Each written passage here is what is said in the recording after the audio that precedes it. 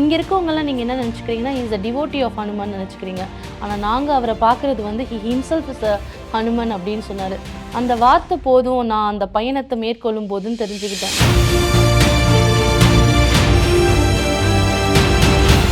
பேர் சொல்கிறதுக்கே நமக்கு புண்ணியம் வேணும். அங்கே போயிட்டு வந்து பாருங்கள், ஒரு சில விஷயங்கள் உங்கள் லைஃப்பில் நடக்கும். அதை வார்த்தைகளால் யாராலுமே விவரிக்க முடியாது. ஒரு விதமான ஒரு மன அமைதி லைஃப்பில் ஒரு ஆழ்ந்த ஒரு தெளிவை உங்களுக்கு கொடுக்கும். இந்த ஆசிரமத்துக்கு போன பிறகு தான் எனக்குமே அது தெரிய வந்துச்சு.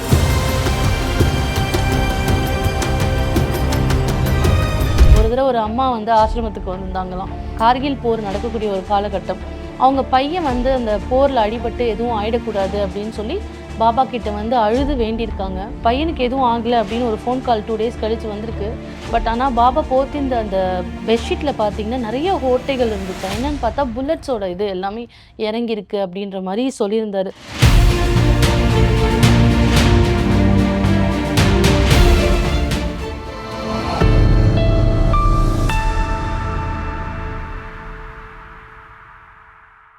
வணக்கம். ஏஎல்பி ஜோதிடர் நீரஜா ரதீஷ்.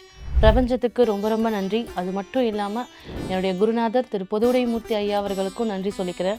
இன்றைக்கி நம்ம பார்க்க இருக்கிறது ரொம்ப பெரிய ஒரு சித்தரான நீம் கரோலி பாபா பற்றி பார்க்க போகிறோம். இந்த நீம் கரோலி பாபாக்கும் ஏஎல்பிக்கும் நிறைய சம்பந்தம் இருக்குது. ஏஎல்பி அப்படின்ற ஒரு விஷயம் உருவாகிறதுக்கு ரொம்ப ஒரு உறுதுணையாக இருந்த ஒரு தெய்வம் அப்படின்னு பார்த்திங்கன்னா கண்டிப்பாக நீம் கரோலி பாபா தான் சொல்வேன். ஆலமர விழுது எப்படி வளருதோ அது போல் லக்கணம் அப்படின்றது வளர்றது அப்படின்றது ஐயா கண்டுபிடித்த ஒரு திருத்தலமாக தான் அந்த நீம் கரோலி பாபா ஆசிரமத்தை நாங்கள் எல்லாருமே பார்க்குறோம். ஸோ நீம் கரோலி பாபா அவர்கள் பார்த்திங்கன்னா அவர் செஞ்ச அதிசயங்கள் பல. அதை நம்மளால் வார்த்தைகளாலே சொல்ல முடியாது. அதில் சில விஷயங்களை நான் உங்கள் கூட ஷேர் பண்ணிக்கிறேன். இந்த நீம் கரோலி பாபா அப்படின்றவர் பார்த்திங்கன்னா உத்தரப்பிரதேசத்தில் நைனிடால் பக்கத்தில் இருக்கக்கூடிய கைனிச்சி டேமில் அவரோட ஆசிரமம் இருக்குது. அங்கே மட்டும் கிடையாது, இந்தியாவில் பல இடங்களில் அவருக்கான ஆசிரமம் அப்படின்றது இருக்குது.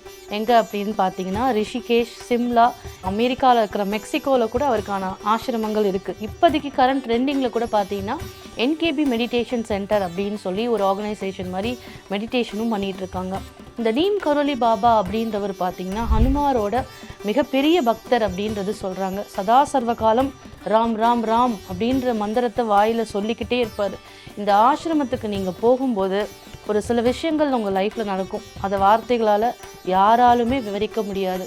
ஒரு விதமான ஒரு மன அமைதி லைஃப்பில் ஒரு ஆழ்ந்த ஒரு தெளிவை உங்களுக்கு கொடுக்கும்.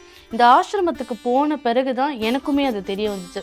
சார் சொன்ன விஷயங்கள் எல்லாமே நம்மளுக்கு இன்னும் அந்த இடத்துல போய் உட்காரும்போது நல்லாவே தெரியுது.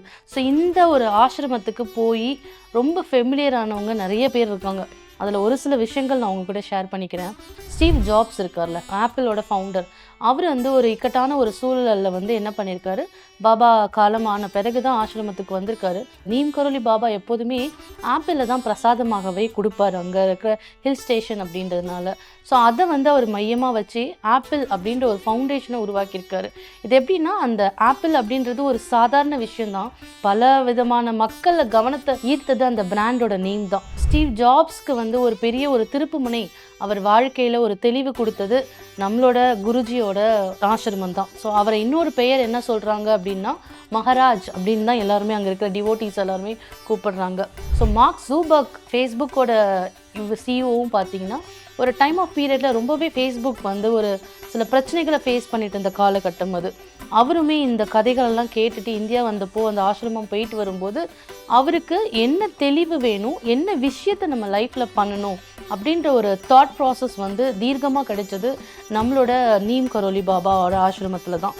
இந்த மாதிரி செலிப்ரிட்டிஸ் மட்டும் கிடையாது, நம்ம ஏஎல்பி போன்ற ஒரு பெரிய ஒரு ஜோதிட கலையை நம்மளுக்கு கொடுத்ததும் நீம் கரோலி பாபா தான். எவ்வளோ ஒரு சாதாரண மக்கள்கள் எல்லாருமே ஜோதிடர் அப்படின்னு நம்ம போட்டுக்கிறோம் அப்படின்னா அந்த பெருமை கண்டிப்பாக நீம் கரோலி பாபாவுக்கு இருக்குது. அங்கே இருக்கிற அந்த லோக்கல் டிவோட்டிஸ்லாம் நம்மளுக்கு என்ன சொல்கிறாங்க அப்படின்னு பார்த்தீங்கன்னா, பாபா வந்து அட் அ டைமில் 2 பிளேஸில் இருப்பாராம். அதாச்சும் ஆசிரமத்துலேயும் இருப்பார், பக்தர்களுக்கு எந்த இடத்துல உதவி தேவையோ அங்கேயுமே இருக்கார். ஒரு பக்தர்களுக்கு எந்தெந்த இடத்துல அவரோட ஹெல்ப் அவுட் தேவையோ அந்தந்த இடத்துலலாம் இன்றளவும் பாபா அவர்கள் நம்ம கூப்பிடும்போது நம்ம பக்கத்தில் நின்று நம்மக்கிட்ட பேசுகிற மாதிரி தான் இருக்கும். அவர் நாமம் அப்படின்றது பார்த்திங்கன்னா ராம் ராம் தான் போயிட்டுருக்கு. நான் ஒரு சமயம் ஐயா சொல்லி இப்போ ரீசெண்டாக போயிருந்தேன் லாஸ்ட் இயர். கைனிச்சி டேம்லேருந்து நாங்கள் ட்ராவல் பண்ணிகிட்ருக்கோம் டெல்லிக்கு. ட்ரேடிங் ரிலேட்டடாக வேலை பார்க்குற ஒரு பர்சனை நான் மீட் பண்ணேன். அவர் என்கிட்ட சொல்லியிருந்தது என்னென்னா, ஒரு தடவை ஒரு அம்மா வந்து ஆசிரமத்துக்கு வந்திருந்தாங்களாம். கார்கில் போர் நடக்கக்கூடிய ஒரு காலகட்டம். அவங்க பையன் வந்து அந்த போரில் அடிபட்டு எதுவும் ஆயிடக்கூடாது அப்படின்னு சொல்லி பாபா கிட்ட வந்து அழுது வேண்டியிருக்காங்க.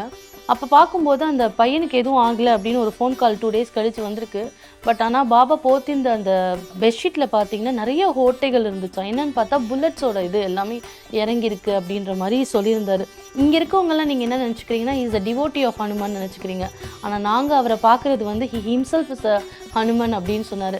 அந்த வார்த்தை போதும் நான் அந்த பயணத்தை மேற்கொள்ளும் போதுன்னு தெரிஞ்சுக்கிட்டேன்.